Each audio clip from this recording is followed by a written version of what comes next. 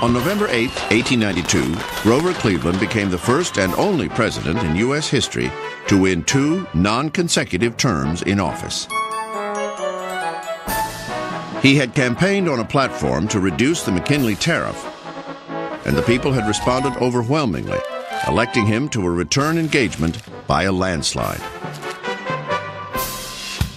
Number 24, Grover Cleveland, Democrat, 1893 to 1897, 55 years old, from New York.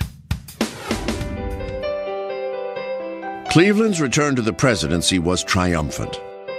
With his young wife Frances and their new daughter, baby Ruth, the Clevelands were more popular than ever.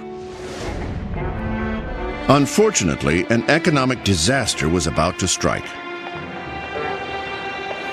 A month after Cleveland regained the office, the panic of 1893 hit. The great industrial bubble of the 19th century had burst. The 1890s saw the worst economic depression in American history until that point. Starting in 1893, tens of thousands of people were thrown out of work, and this at a time when there was essentially no social safety net. In protest, an army of the unemployed marched on Washington, the first of its kind. When they arrived in Washington, Cleveland had them arrested for trespassing on the grounds in the Capitol. Grover Cleveland might well feel compassion for the poor and those in want, but he didn't think it was the national government's responsibility to provide jobs in a depression or help of any kind. He was not a cruel man or an uncompassionate man. I think any other president in the 1890s would have behaved the way he did. Complicating matters was the debate over the nation's monetary system. Eastern industrialists insisted on gold, the supply of which they controlled. In opposition, farmers, Westerners, and a grassroots party known as the Populists supported bimetallism, a currency system which allowed silver and gold. The monetary debate was the central political issue of the 1890s, representative of a deeper war over opposing beliefs on public policy, finance, and the equitable distribution of wealth.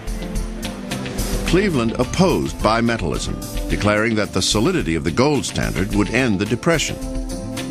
This made Cleveland look like a pawn of the industrialists, and suddenly his popularity among the masses faded.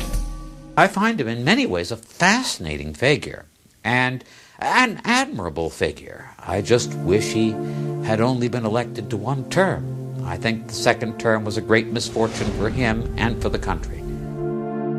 Unable to heal the nation's economic crisis, and out of touch with the growing political movement for government reform, Cleveland was dropped from the Democratic ticket in the election of 1896.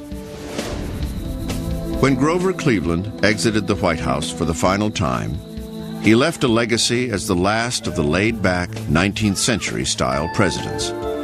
He had hoped to passively steer the ship of state into the future by maintaining the status quo. Instead, he found himself unable to deal with the dynamic changes that were pushing the nation very quickly into the 20th century.